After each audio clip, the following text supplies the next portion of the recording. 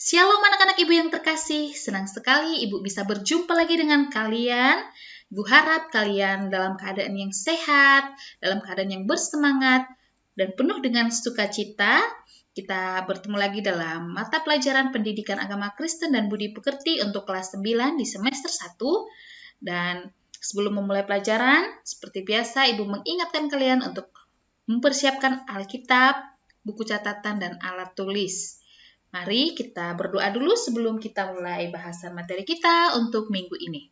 Tuhan Yesus, terima kasih untuk semua berkat anugerah-Mu sepanjang minggu ini bagi kami Tuhan.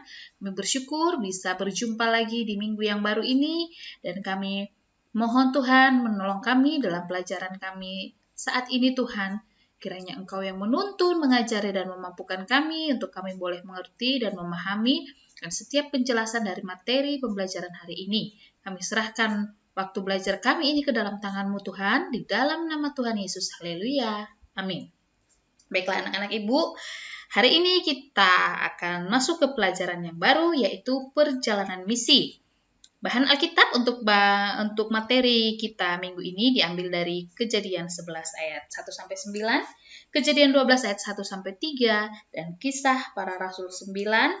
Seperti yang sudah terlihat di layar, Ibu berharap kalian membaca ayat Alkitab yang sudah tertera di layar, sehingga kalian bisa lebih mengerti, lebih memahami materi kita untuk minggu ini ya. Kita lanjutkan yang menjadi tujuan pembelajaran. Setelah mengamati video, kalian bisa 1. Memahami titik awal misi Allah bagi dunia, dan yang kedua memahami makna misi Allah dan pertumbuhan gereja. Titik awal misi Allah bagi dunia. Misi adalah bagian penting dari pertumbuhan gereja. Gereja tidak akan ada artinya tanpa ada misi. Misiologi atau ilmu pengetahuan tentang misi berasal dari kata Latin missio yang berarti pengutusan.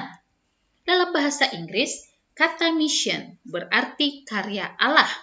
Jadi, misi adalah tugas yang dipercayakan Allah kepada setiap orang percaya untuk memberitakan Injil kepada semua orang. Perjanjian Baru mencatat bahwa misi Allah untuk memulihkan seluruh ciptaannya diwujudkan melalui kedatangan Yesus ke dunia.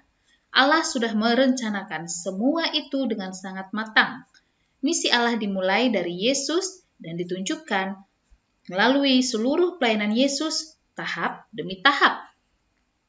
Tahap pertama, Yesus mencari dan memilih orang-orang yang akan menjadi murid-muridnya.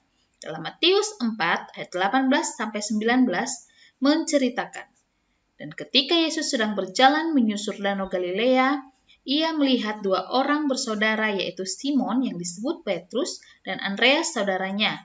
Mereka sedang menebarkan jala di danau, sebab mereka penjala ikan. Yesus berkata kepada mereka, "Mari ikutlah aku, dan kamu akan kujadikan penjala manusia." Pemilihan ini sama seperti ketika Allah memilih bangsa Israel sebagai umat pilihannya. Tahap kedua adalah proses pemuritan. Setelah memilih murid-muridnya, Yesus mengajarkan tentang banyak hal kepada mereka. Para murid berada dalam binaan Allah melalui Yesus. Mereka dituntun dan diarahkan dengan benar sesuai dengan firman Allah. Yesus menolong para murid untuk bertumbuh melalui keteladanan yang ia berikan kepada mereka. Tahap ketiga, Yesus memberitahu tugas dan tanggung jawab sebagai murid. Ia berkata, "Pergilah ke seluruh dunia, beritakanlah Injil kepada segala makhluk." Markus 16 ayat 15. Yesus mempersiapkan para murid agar mereka dapat melanjutkan misi Allah. Tahap terakhir adalah pengutusan. Yesus tahu bahwa para murid sebenarnya sudah siap untuk melakukan tugas panggilan sebagai saksi bagi Allah. Yesus mengutus mereka sebelum ia terangkat ke surga. Karena itu, pergilah, jadikanlah semua bangsa muridku, dan baptislah mereka dalam nama Bapa dan Anak dan Roh Kudus. Matius 28 ayat 19.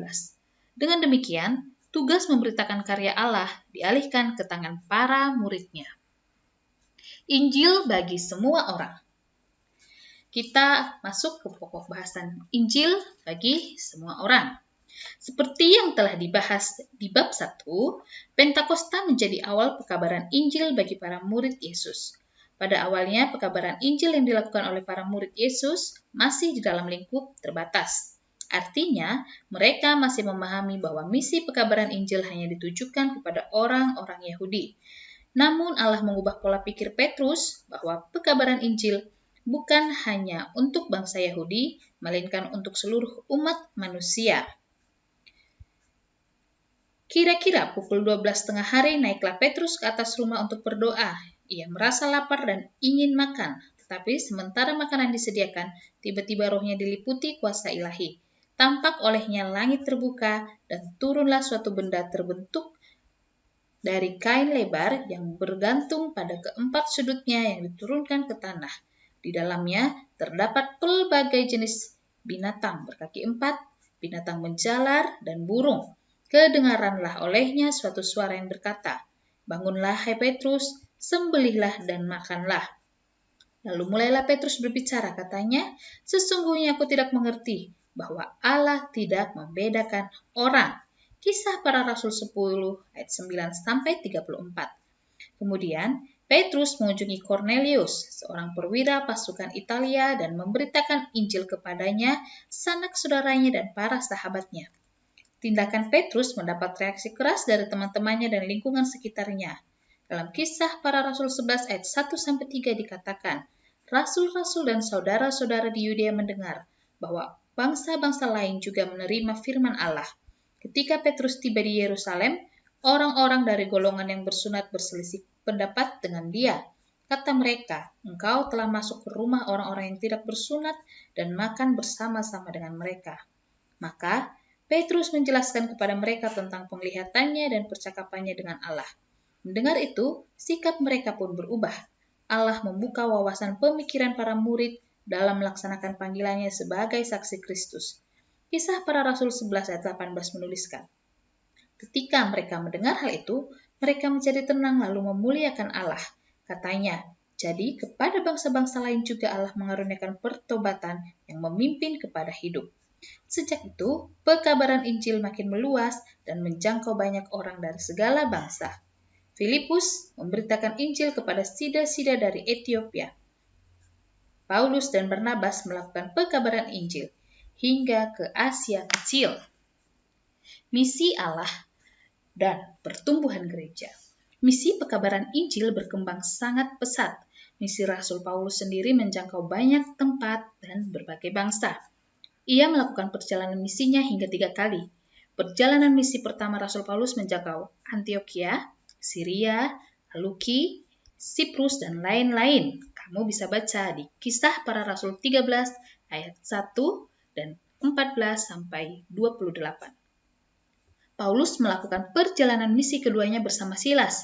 Mereka berangkat dari Antioquia menuju Syria dan Kilikia, lalu tiba di selatan Galatia. Di Listra, Timotius bergabung dengan mereka. Mereka menyeberangi daerah Frigia dan perbatasan Misia. Kemudian mereka bergabung dengan Lukas di Troas. Paulus memutuskan pergi ke Eropa.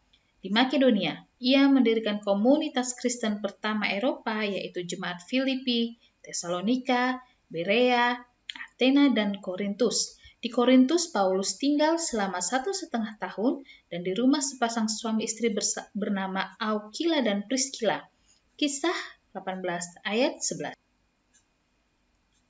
Pada musim dingin tahun 51, Paulus menulis surat pertama kepada jemaat Tesalonika, dokumen tertua dari Perjanjian Baru. Tahun berikutnya, ia kembali ke Antioquia. Setelah itu, Paulus melanjutkan perjalanan misinya yang ketiga. Ia tinggal beberapa saat di Antioquia lalu pergi ke Galatia dan Frigia untuk mendukung gereja-gereja yang telah ia dirikan pada perjalanan sebelumnya.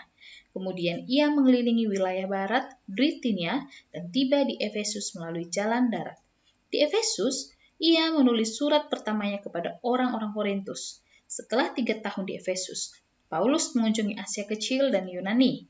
Kemudian, untuk menghindari rencana pembunuhan oleh orang-orang Yahudi, ia berlayar ke Troas mendahului Lukas disertai beberapa muridnya. Akhirnya, ia kembali ke Yerusalem dan bertemu dengan Yakobus di sana. Perjalanan misi Rasul Paulus terus berlanjut. Saat ditangkap dan dipenjarakan di Roma, Rasul Paulus tidak berdiam diri. Ia terus melayani dengan cara menulis surat, yaitu surat untuk jemaat di Kolose dan surat pribadi untuk Filemon. Saat Paulus di penjara, seseorang bernama Onesimus menemui Paulus. Ia adalah budak dari seseorang bernama Filemon. Onesimus melarikan diri karena melakukan sebuah kesalahan. Setelah mengetahui duduk perkaranya, Paulus menuliskan surat kepada Filemon memintanya agar bersedia mengampuni dan menerima kembali Onesimus. Dari alasan Paulus menulis surat kepada Filemon tersebut, kita jadi tahu bahwa pekabaran Injil tidak semata ditujukan kepada orang-orang yang belum mendengar kabar baik. Orang-orang yang telah menerima Injil pun tetap harus digembalakan agar dapat terus membarui iman mereka. Surat penggembalaan Paulus ini juga menjadi bagian penting dalam misi pekabaran Injil. Dengan demikian, iman jemaat-jemaat yang telah didirikan dapat makin bertumbuh dan terpelihara. Bahkan, pekabaran Injil yang Rasul Paulus lakukan masih dapat kita ikuti melalui surat-suratnya di dalam Alkitab. Baik anak-anak Ibu, itulah pelajaran kita untuk hari ini. Kita sudah belajar bagaimana Allah begitu merencanakan, bagaimana misinya, untuk kabar baik itu bisa sampai ke seluruh dunia, bisa dilakukan. Kita pun adalah umat Tuhan yang juga bertugas untuk menyampaikan kabar baik bagi dunia, bagi orang-orang di sekitar kita. Mari kita akhiri pertemuan kita dengan berdoa.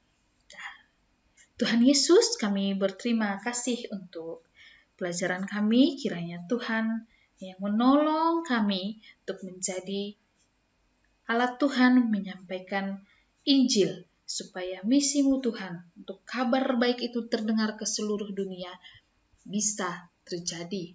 Kami berdoa Tuhan kiranya pakai kami, Tuhan mampukan kami, sehingga kami sungguh menjadi anak-anak Tuhan yang membawa kemuliaan bagi nama Tuhan. Terima kasih Tuhan, kami terus berdoa memohon perlindungan Tuhan di masa yang sukar ini, masa yang sulit ini. Kami berdoa Tuhan yang terus melindungi, yang menjagai dan memberkati kami. Terima kasih Tuhan Yesus. Kami bersyukur dan berdoa dalam nama Tuhan Yesus. Haleluya.